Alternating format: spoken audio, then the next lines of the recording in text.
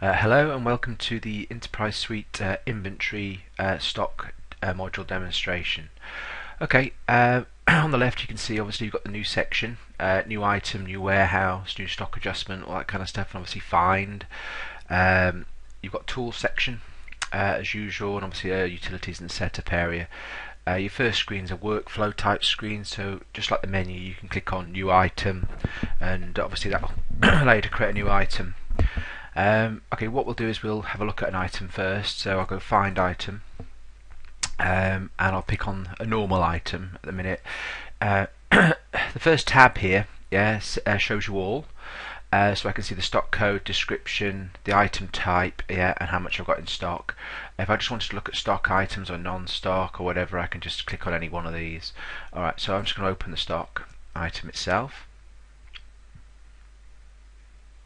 Okay. Alright, the first screen that you can obviously see, is the stock code and description. Okay, we call it item name because effectively you can change the code. With a lot of systems you can't, but obviously with this system you can type whatever you want in and come back later on and change the code if you wanted to. Here's the description field, so you've got a kind of 4,000 odd characters to write a description about the item, and then an extended description if you need it. And you've also got a notes section as well. So obviously on the documentation, the standard, the code and description goes on there, but it's up to you what you do with the extended description and obviously notes as well. Okay, we've got a status field here, and obviously we've got an explanation, on that field. Discontinued, the item, obviously you want to sell out. Phase out is sell what you've got, don't buy any more, and it's inactive. Or discontinued means it's inactive effectively. Don't buy or sell anything anymore. Okay, we've got a section here for a photograph. We've got a custom field section, so if you wanted to keep custom field information on the item, you can. We've got bin numbers, so we've got fixed bins by warehouse, so you can decide where you mainly store that. So when on the picking note it will say go and get it from these bins or that bin or whatever. Recent transactions that have been going on, basic stock information, so I can see for this warehouse here, main warehouse, I've got 98 in stock. 43 are on sales order in total, but 29 are allocated. Okay, so that means my free stock is in stock minus allocated is free stock, and 14 are unallocated. So those actually need allocating 2 orders. So if I look at the 29, I can see what actual orders they're actually allocated to. And same on the purchase order side here, I can see I've got 307 on purchase order. I can double click and say when are they coming in. And I can see I've got 100 coming on the 18th, 200 on the 18th. You've also got something called potential stock, and what that does is it says, right, how much I've got in stock, what I've got in sale minus what I've got in sales order plus what I've got on purchase order, is basically my potential stock. What do I need to order to fulfill my sales orders effectively? And obviously you can put stuff in other locations like defective or whatever, and those are for it means that you can't sell them. So it's just a way of keeping track of your stock still, but obviously it's not in your normal selling stock. Okay, let's have a look at the setup on this particular stock item. Okay, we've got the first thing here is the sales tax option. Okay, now as default what happens is it gets the tax code from the ship to of the record that you're actually selling from. So if I pick a UK company, then usually it'll be 17.5% or sorry 20% tax VAT. Okay, so but maybe this item is something like children's clothes or something that's non-vatable or vatable at a lower rate. Okay, so what you'd do is you'd say get it from the item. Okay, and then what you'd do is a tax translation. So you'd say, right, well if standard rate, if the customer's standard rate tax, then for this item do it at 0 sales or lower rate or whatever it is. So it'll automatically change the tax code on non-vatable items or lower taxable items. That's just a kind of very easy way of doing that, so you don't have to remember when you're doing the order or whatever. Okay. So let's change that back to customer. Same with the supplier. do we get it from the supplier account, or do we actually sort of for this item get a particular tax code? More important on the sales side. Okay, commodity code, obviously for intrastat, stock take days. So what we say here is if I put 7 in there, for example, when I do a stock take, I can do it by what's overdue. So I'm saying I want to stock take this item every 7 days. So usually your higher value items you'll stock take more often, and the other items you might just stock take on a kind of periodic basis. But if you're kind of if you're selling, I don't know, £2,000 laptops or whatever, then you might want to stock take those every day, because obviously losing one of those is quite a serious matter. Is it commissionable? Yes or no? If it is commissionable, then obviously do we just take the normal sales reps commission, or do we apply a specific commission rate for this item? Landed cost percentage. So at the moment it can take it from the supplier account, or you can actually specify when you're doing landed cost to take it from the actual item itself. That's good for things like if you've got something that's very high volume or weighs a lot, you might want to weight those items heavier than other items on the purchase order when you're actually weighting the landed cost amounts. Because for example, sofas or something big, that takes up a lot of room in your container. So obviously that needs to have a higher proportion of the kind of landed cost, freight, duty, and insurance or whatever. Same thing, maybe you import batteries or something like that. They're very, very heavy. So again, there's only a certain quantity you can actually put on a truck or put in a container. Manufacturer code. Okay, so who is the manufacturer basically? Okay, default lead time when you're buying it from suppliers. Obviously when you set up a supplier you can actually put the lead time for each supplier individually, but what this is just a default lead time. It usually takes 7 days to get these in. Country of origin, supplemental units, use net mass. These are all to do with intrastat again. So if you import a lot from Europe or sell a lot to Europe, you'll know that kind of the intrastat is quite hard work. And what this system does is it kind of does it for you. Once you fill this stuff in against your items, all this stuff defaults in. Is this usually a drop ship item? Okay, so if that's ticked, when you do a sales order, it will automatically tick that item line as usually drop ship. And special order is all about I want to sell this item but I don't want to stock it.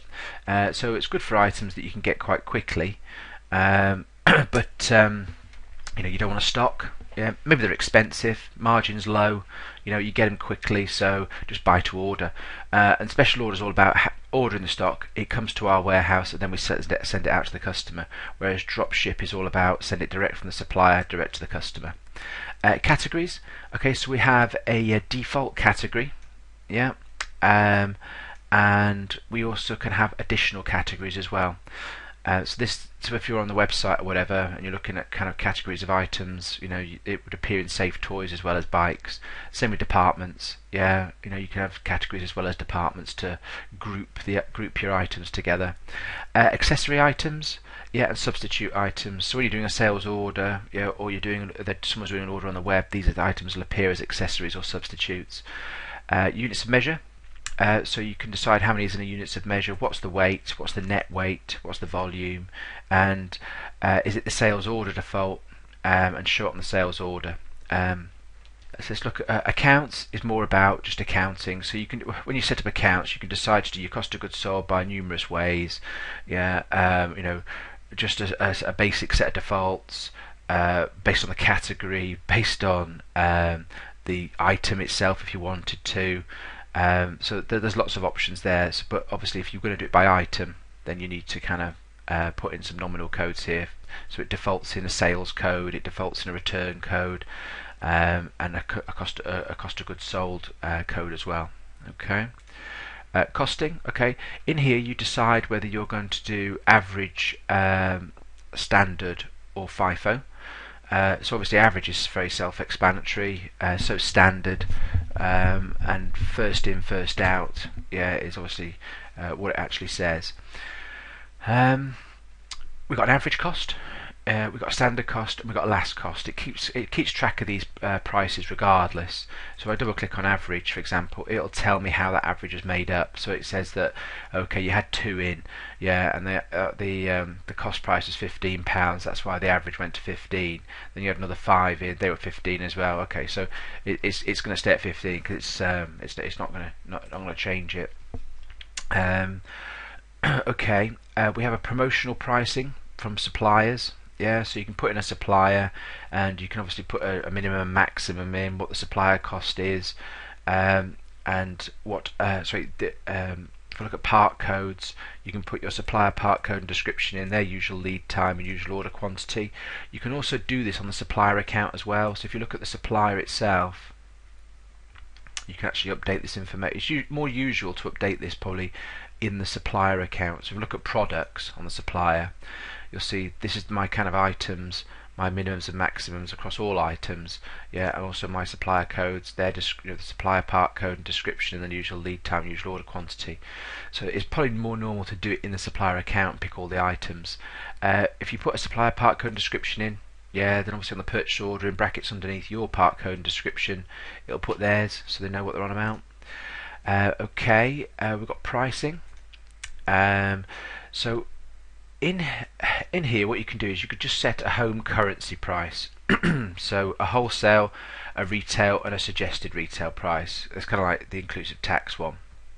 Okay, so if I didn't specify any foreign currencies that I want to price in, then what would happen is when I do an order for someone, let's say in US dollars, it would go base sell price, times the latest exchange rate to give me the US dollar price.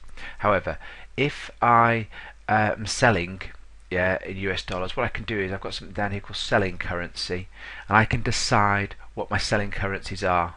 Okay, and I can just pick new ones if I want to. Okay, but those are effectively my default selling currencies that I've decided that's what I want. But what it allows me to do is it allows me to say, well, I'm going to charge 39.99 euros for that.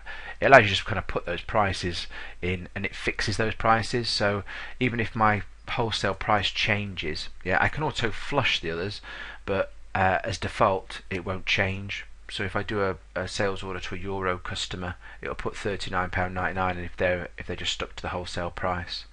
Okay, we could also have got promo prices as well. So you could actually say, well, for this item, for each, yeah, date from, date to, you can pay that amount of money, you know, or they can pay that amount of money in sterling or whatever it is. Okay, the warehouse. So you can have as many warehouses as you want.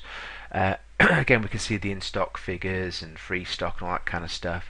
And we can see in the setup minimums and maximums, stock take days, yeah, and basically reorder point. Okay, so when you're doing purchase orders, you can decide to do them based on what do I need to fulfill my sales orders, or you can do them based on average daily sales, and I want to keep stock for 30 days, minimums and maximums, yeah, or reorder point. So obviously if you get down to your minimum, it'll want you to order up to your maximum. If you use reorder points, then once you get to reorder point, it'll say order the usual order quantity. Yeah, just different kind of methods of prompting you to order. Item ledger, this is effectively what's left in stock. So these are all the GRNs or bills or whatever it might be, or adjustments in that are left in stock. That's the original quantity, that's the quantity left in stock, and obviously what your cost prices are and where it came from. The history is just things like that have been happening to it, bills, bill assembly, goods receipt, anything that's involved in that stock item.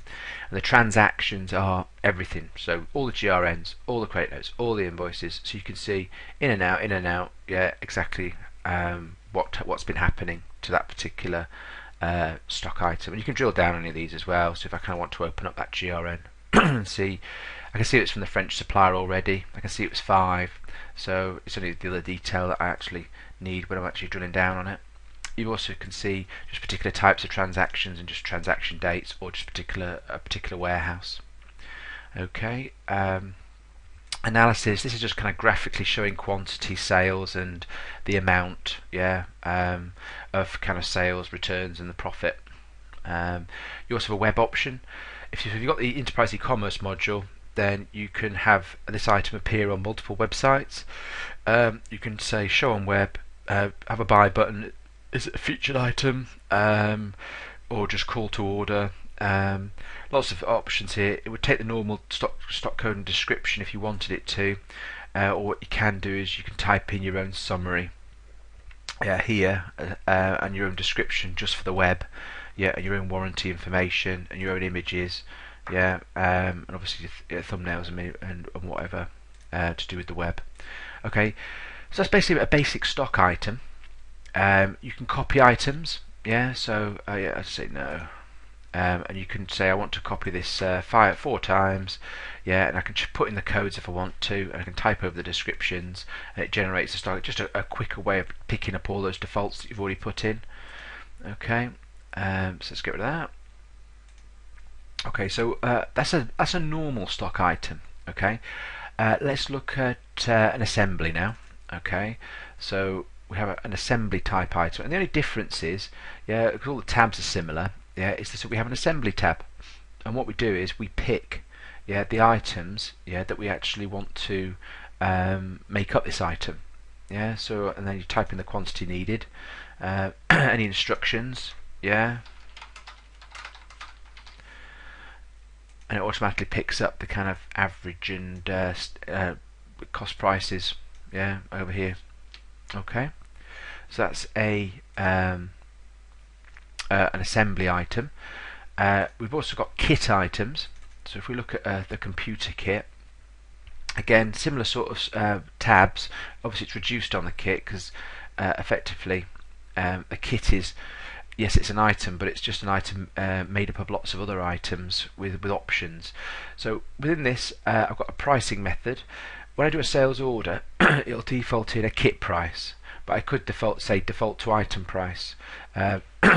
What that means is when you sell the item, when it drops it onto the sales order, it'll drop it as one line on the invoice, but obviously pick all the individual components. But if it was item price, it would drop the individual items on the order individually. Okay, what currency is it? Do you want to use the customer pricing for items? So as default, when you pick up lots of items, it'll just pick the wholesale or retail price depending on what you want, and you can type in the sale price of each. If you tick that box though, what it'll do is it'll look at the customer's sale price for the items that you're selling in here and use those prices instead. Okay, so our first option when we're looking at a kit is that what motherboard, and you can decide whether this is required, optional or multi-select. So if it's required they have to pick one. If it's optional they can pick any or none or multiple, and obviously multiple select is pick multiple of those. How do you like to see it? A drop down or a radio button. What's your description? You can also have an extended description. You can have an image, so when you do the sales order you can actually see an image of whatever it is. So I picked 3 items in the motherboard, and I've said that item there is the default. And then the next question is what CPU, what RAM, what hard disk, what monitor, and obviously I can add a new one if I wanted to that particular kit. So let me just show you that in a sales order, just in case you have not seen it already. Just pick on my customer. Okay, let's pick on computer kit. Okay, so what it does is I've only got one item called COM. That's why it kind of just popped it straight up rather than kind of did a search. So what you can see is there's the kit price or the item price. So I'm going to say kit price. Here's what motherboard. I can say less 50 quid or add 50 quid. So if I add 50 quid, I can have the dual core motherboard. If I add £100, I can have the dual core CPU or whatever. And I'll tell you what I'll do it for 995 for you. And what it does, it automatically goes across all the items and rejigs their pricing based on the percentage that were of the overall. And when I say OK, it will drop it on as one item line. But obviously when we're picking, it will pick all the components. So that's quite nice. Okay, I'll leave that sales order open. so I can show you something else. Alright, so that's the kit.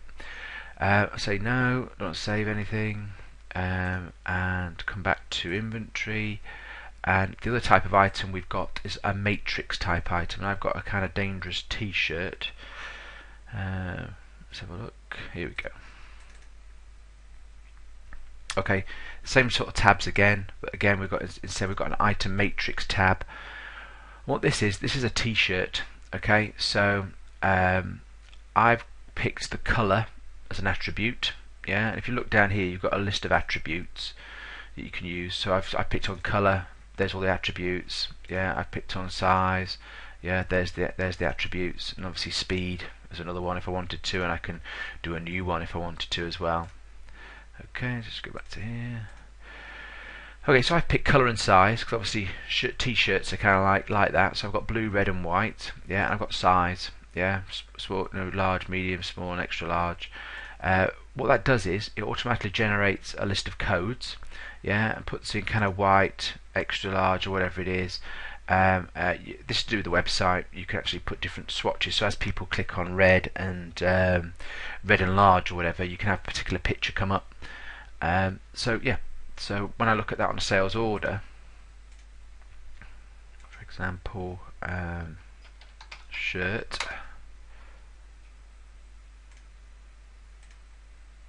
it displays it like this, so I can see there's the size, there's the colours. That one's in red because I've got no stock, but if I said 20 of those, or I say 2 of those and 3 of those, then what it does is it kind of drops them on for me. Okay, I'll just get rid of that sales order and let's go back to stock. Okay, so we've looked at the different types, yeah, of stock. If I go to new item, you can see that I can do new stock, non-stock, item matrix, yeah, this is a service type item, a kit, or an assembly, or an electronic download if you're going to use that. So non-stock is effectively same as a stock item, but it doesn't stop you buying and selling them. Yeah, it still keeps the history, so it's still kind of in the background, keeps all the history of buying them in and out. Yeah, but effectively doesn't stop you selling any, or allocating any. There's no allocation to be done. Yeah, and I'll just take you through the kind of stock process of creating a new item. So it says what's the item number. I'll say ABC001 or whatever. Item ABC. Extended description, matter of fact, you can fill as much in or as little in as you want. What's the units of measure? What's the categories? What's the departments? Yeah, is it average cost, standard cost, or FIFO? LIFO's on there, but no one uses it anymore, so just ignore it. Okay, what's my start off average, start off standard, yeah, my start off last cost, who's my main suppliers, yeah, okay, and what's my kind of usual selling price for wholesale?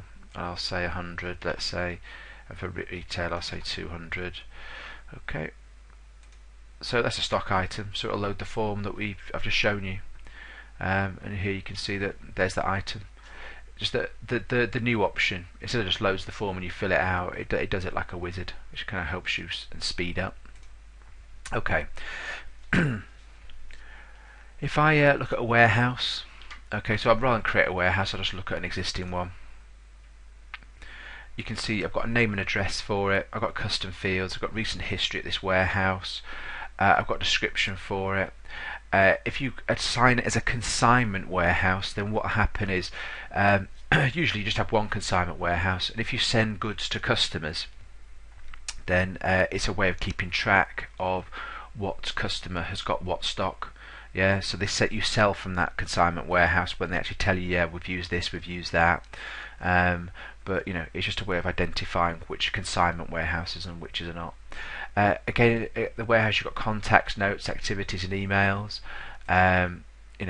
Looking at a contact tab in the warehouse, you've got note specific and activity specific to that contact. Locations, okay, so you've got fixed locations here. You can call it an area or whatever, and you've got stock totals. So this is just like looking at the item, where you can see the in stock, the committed, the free stock for all the items that are in that warehouse. yeah, and the on purchase order quantity. You can drill down on them, and in the setup you've got the usual minimums and maximums, reorder point, stock take days, yeah, and it's automatically calculating the average daily sales. Okay, let's do a stock adjustment. Alright, so it's put today's date in for me, which I can change. Is it in or is it out? Yeah, so if I just say we're taking stuff out, yeah, I'll put my name on it. Yeah, reasons. Okay, these are a list of reasons that you can actually list separately, and that'll default the actual nominal code in. So if I look here, you can make as many reasons up, yeah, as you want, and whatever description. So if you're writing off stock or whatever, you know, like can't find it, no, broke it or whatever, you know, it's just an easier way for you to decide what nominal it goes to, as well as, you know, why it was done. Alright, so if we pick on an item, so we're doing something out, so I'll just say 17-inch wheels or whatever, from the main warehouse, from location 1, what's the unit of measure? Okay, so I'm just going to say we're taking 1 out. Yeah, because we've lost 1 or whatever, and you can do more items there, and that's it. So if I say save and close, I'll just say save actually. So it's just saving it. Okay, so that produced the journal if you want to look at it, yeah, and it should use the actual code that was set up in our reason. Yeah, so you can see the description's pretty good. Adjustment out, Tony was the reference, 17-inch wheels, 1 at 15 quid. Adjustments in is exactly the same. Just on adjustment in, you actually get to well, you'd have a reason that was why they were coming in, but you can the only difference is that you've got a cost. You can override the cost. It's going to put it in at the normal average or standard price, whatever you use, but you can actually decide what price to put it in at. Yeah, so it increases or decreases the average cost or standard cost or whatever. Okay, stock take. Okay, so what usually happens is you do a stock take by warehouse, and you can, as of today, as of the date, whatever date, you can just do a standard stock take, which is across all items, yeah, against particular locations. Or what you can do is you can just say, give me the overdue ones. So you know, we looked at that kind of, I like to stock take this every 7 days, or I like to stock take this every day, or once a month's fine. This would just list up the items that are overdue. Yeah, so if they haven't been stock taked since the date that you wanted to, you know, so in the last 7 days, if that item hadn't been stock taked, then it would come up. Yeah, I can put some notes in here. I can say fine, just do a standard one. Just pick on location 1. I can show items that have got 0 quantities as well as the items that haven't. I can print off some stock take sheets, yeah, so they can write in the quantity. Usually what happens is you start your stock take, yeah, then save it, and then come back to it. Okay, but I'll just kind of go through here. It's asking me to save it anyway, so I say save. Yeah, but if I zoom this up here, oh, sorry, zoom that up there. Here's all the items. It's saying the expected quantity for this item is 3,000. Yeah, so if I say, well, we can only find 2,999. Yeah, so what it's going to do is, when I actually save this and update it, yeah, it's going to take 1 out of stock. It's going to do an adjustment out basically. So I'll just say on this one here, hey, we found 101 of those. Yeah, so that's a positive one. So I'll just save that. What you can do is you can save it and come back to it. Yeah, if I say save and post, then what I'm doing is I'm saying, yes, that's the stock take done. Yeah, please update those items, which is what I'll do. Yeah, so you can see.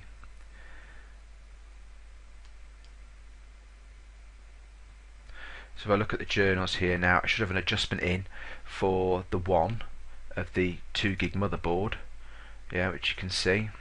Yeah, and I should have 1 out, yeah, for 1 of those handguns.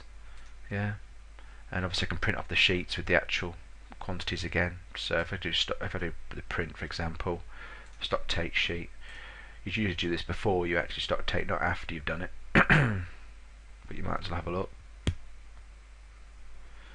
Okay, so there's your stock take list, the description, how many you should have, and the actual quantity counted. Okay, so that's stock take. Very, very simple. You can do movements. Yeah, so these can be internal movements. Yeah, they're the same as kind of like uh, uh, stock transfers effectively. If it's a consignment movement, then obviously, like we're taking stock out and sending it to the customer to replenish their stock, then we have to pick the customer. Yeah, and I think because I've got one set up as a consignment as well, I'm going to have to pick a customer. But obviously, if it's consignment stock we're sending to a customer, you'd have to put it in. Yeah, if it's not, then you don't have to. So I'm going to say, right, this item here, I'm going to send to their location 1. So effectively what I'm doing is I'm saying, right, 17-inch wheels or whatever else, yeah, that's going, 2 of those, yeah, is going to go to from my Wayne warehouse to my Manchester warehouse, and that's it. Or I could do the same warehouse and just changing location codes. Okay. So internal movements are easy. Right, stock assembly. Okay, so I've got a one set up here called TP Assembly 1. I can type a quantity in here, so I type 10 in, for example. What it would do, yeah, is it would say, okay, well these are the items in this assembly, and it's saying effectively that I couldn't build any. So it says here build quantity. That's the total quantity you could build if you wanted to, and it's saying 0. Okay, so I need 10 of these items. I can see that I've got 6 in stock. Yeah, sorry, free stock is actually -6. That's why it's saying I can't build any. Yeah. This actual item here is a sub-assembly in its own right. Okay, so what you can do is I could build some now. Yeah, so rather than me have to kind of come out and go back in again, I could say, oh, let's build 10 of these, yeah, and put those into stock. So if I say build 10 of them, yeah, looks like we've got enough stock. Brilliant. Okay, so I'll say save and close, and then we'll be able to do that. Okay, we can also add items. Yeah, so we can actually add whatever items we want to on the fly, yeah, to this particular build as well. We could also type in a negative quantity, and what that does is it'll put take the finished item out of stock and put all the components back into stock. Yeah, so it's just a way of kind of easily doing that. So lots of options. So literally I can build, so I put the finished item in, take the components out. I can do a negative reverse build assembly, and I can also have sub-assemblies within my builder's BOM as well, and I can build them on the fly, and I can also add items to my assembly as well. It is not manufactured in any way, shape or form, but it's just a very easy way of kind of taking components in and out and seeing how many you can build and all that kind of stuff. Okay. If I click on, like, say, stock take, I can see the open stock takes and the closed stock takes. I can see the movements in and out. I can see what assemblies we've been built. Okay, so look at stock valuation. This is more something you do in accounting, but the option is obviously here as well. Yeah, so you can actually see, right, okay, for this warehouse, for this location, I've got handguns. FIFO, first in, first out, is the actual costing method. Bullets, a standard cost, so that would just go quantity left in stock times the standard cost is 14,000. This is an average cost items. This would go 2,000 times the average cost. Yeah, and obviously it adds it all up and says your stock is worth 1.7 million quid or whatever it is. Yeah. In accounting, you actually can see the nominal value and the actual value of the stock valuation. Yeah, and you can post a difference to the journal. Okay. Let me just come out of there. Okay. We've got profit analysis. So this is just a nice way. Obviously, you've got nice profit reports and stuff like that. But this is just a way for you to see on screen what you actually kind of want to see, which is for let's say a date range, for an item range, for a customer range, for a category range, for a warehouse range. Do you want to see the profit as a percentage of cost, or as a percentage of the sale price? I can see here that I've got this sorted by customer, category, item, and item. What I want to do is I want to get rid of that and put the category back into here. So now by customer, by item, yeah, or just by customer, yeah. So I can see for the French customer, I've had three invoices. These are the quantities, these are the items, those are the sales order references. That was the sell price, that's the extended sell price, yeah, and that's the actual margin I made. Yeah, that's the percentage margin that I made. And I can look at it just for one customer, or just all customers, or overall. You can see totals at the bottom. So I can see that, how much I'm actually making. And if I wanted to just reverse this and say, well, by category of item, by customer, yeah, what am I actually making, or get rid of the customer, or just say by item. Yeah, let's say by item, get rid of category. Yeah, and get rid of that and just say, right, what's my best selling items? You can also print this as well. Okay, specific customer pricing. This just gives you a list of the normal customers and allows you to go into the customer account at the pricing tab. Yeah, so then you've got your kind of wholesale or retail price, you've got your pricing method. So that could be a kind of a price list, or last price paid, or markup on last cost price, and you can drill down on the price list. You can offer them category band discounts, and then you can offer them special pricing which overrides the lot. So I went into more detail in the customer module, but effectively what this does is it's just a quick way in. Yeah, so it just allows you to kind of go to the customer and see their pricing instantly. So this is the same thing, but it just sorts it by pricing method. So I can see these are all the people that have got no pricing methods, and these are this person's got price list 1 attached to them, or price list type attached to them. If you needed to edit people's price lists, or the way certain groups are priced, this is a nice way to do it, because it kind of groups them together and you just go through them one after the other. Discount category bands, so you can have as many as you want, yeah, and within one you then pick all the categories, and then you can pick particular percentages off, yeah, items that are in those particular categories. So yes, you can assign a price list and a wholesale or retail price or whatever to a customer, but this is on top of, yeah. So if you specify that they also have a band discount, then any item that you pick that's, let's say, a computer, it'll automatically add 21% on to the on top of the sale price that you're offering. This is just a way of going into an item straight at the the special pricing tab area. Yeah, just a quick, it's so if you were editing prices, rather than have to kind of open the item, go to that tab, and like it's just cutting out clicks. Wholesale and retail price are similar sort of interfaces. And what you can see here is, rather than have to go into each of these items and then change the actual sell price on the wholesale, you could do it as a kind of global thing here. You can change the pricing method. You could say, right, it's a fixed amount on the pricing cost, it's a fixed amount on last cost, yeah, it's a markup on last cost. If I pick a markup, let's say you put a percentage in, yeah, if it's a fixed amount, obviously you actually it would ask you for an amount, and obviously a particular profit margin. So whatever the cost price changes to, yeah, you just want a particular margin on it. Yeah, so if I say none, yeah, or you can just type the actual price in. This pricing cost here is, if it's an average cost item, it's the average cost. If it's if it's a standard cost price item, it would show the standard cost here. And you can edit it here if you wanted to as well. Okay, so that's a quick way of editing all the wholesale prices. Yeah, rather than have to go into each item, change the wholesale price, then the next, the next, the next. Yeah, and you can also pick different currencies if you want to as well to change. Okay, retail price is exactly the same, and price list. You described a bit in the customer demo, but you got kind of as many price lists as you want. Yeah, and within those price lists you can specify whatever items you want, and then you can just, to keep it simple, you could just type the price in, and have a discount if you wanted to, or what you can do is by each unit of measure you can have a quantity break, yeah, and type the price in, or have a percentage discount, or whatever.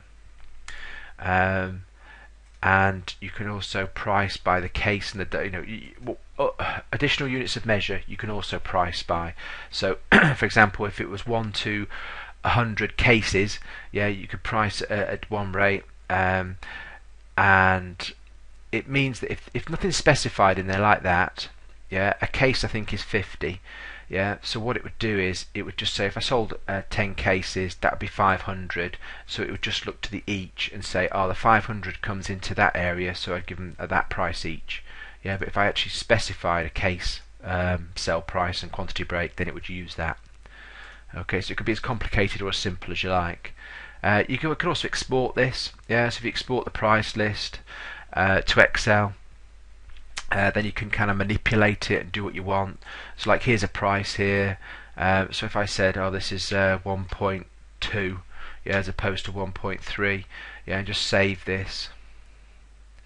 Okay, we'll just save it as a workbook. I'll just put this as number 14 or whatever. Say save it. Okay, come out of there.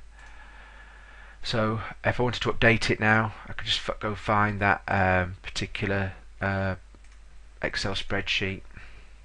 What currency is it in? Yeah, and then when I actually look at it and open that up again, it should be, there you go, 1.2 as opposed to 1.3. So this is just a way of you exporting all that information, manipulating it, do whatever you do, up by a percentage, down by a percentage, or whatever. Yeah, then you can just import it back. Yeah, so it's kind of easy. You can also copy this price list, and then start editing it as a new price list. So that's quite nice. Okay, we've also got import and export prices. Okay, this is really good in the fact that what it allows you to do is export all the stock information and then bring it back in, amend it, change it, then bring it back in. Yeah, so I could just say, right, just things that are in this currency, just a particular items that attach to a particular manufacturer, just items that the default supplier is whatever, just items that are discontinued or phase out. So if I export this, it says, well, what fields do you want to export? And they're all the main fields in the stock item. So I'll just say OK. What'll happen is it'll produce a spreadsheet, yeah, of all the stock information. Just give it a chance. Okay, so you can see there's the code, there's the description, there's the costing method, the average cost, main supplier, usual kind of lead time and all that kind of stuff. So you can edit all that lot, yeah, and then if you have, obviously you can bring it back in and it just asks you where the file is basically. Okay, so that's a kind of quite a nice way of updating the stock itself. In setup we've got things like for opening balances, just like a stock take effectively, list of manuf categories, yeah, set up as many as you want. So then within that, you can see the band discount, you can see the sort order, where do you want it to appear, and nominal information. If you did do cost of goods sold posting and stuff by that, and also if you have the e-commerce module, defaults to do with that particular category, whether you want it to show or not. Same with the actual department as well. Unit of measure, there's the units of measure, default quantities. The item unit of measure option is just literally a very quick way of going in to an item and updating the quantity, the unit of measured information on that particular item. And references we've seen already. Okay, so the only other dashboard I'd like to show you is reports. There's quite a few reports on here. So if I show you the kind of stock age report as an example, yeah, and just say print preview, what this does is it shows me my slow moving stock, so I can see that okay, for the main warehouse, this item I've got nothing in 30 to 60 days, 60 to 90 days. Well, all my stock is older than 120 days, yeah, and if I start to look down here, I go, oh my goodness, I've got 1.2 million pounds worth of handguns, yeah, that are over 3-4 months old or whatever, yeah. I think we need to have a sale on handguns because we can't be having, well, you need to have a sale on everything because all your stock is over 3 months old. Yeah, and that's what that's telling you. Good for kind of slow-moving items. If you're not noticing stuff that's not moving, yeah, this will tell you. Yeah, this will tell you the kind of what you've got that's older than it really should be. Obviously, this depends on how often you turn your stock over, but to have something sitting there for 3 months is not a good use of cash. Okay, So thank you very much. That's a basic kind of overview of the stock module. Hope you enjoyed it. Okay, thanks.